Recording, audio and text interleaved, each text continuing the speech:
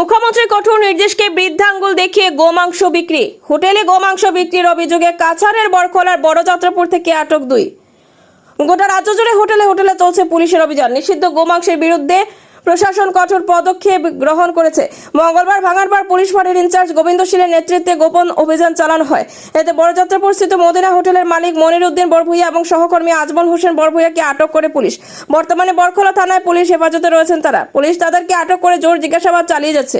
এদিকে জানা গেছে, ভাঙারপাড় পুলিশ ফাঁড়ির ইনচার্জ গোবিন্দ শীলের নেতৃত্বে এই অভিযানে মোট 10 কেজি মাংস সমেত তাদেরকে হাতে নাতে হোটেল থেকে আটক করেছে। পুলিশের তদন্ত ইতিমধ্যে অব্যাহত রয়েছে বলে জানা যায়।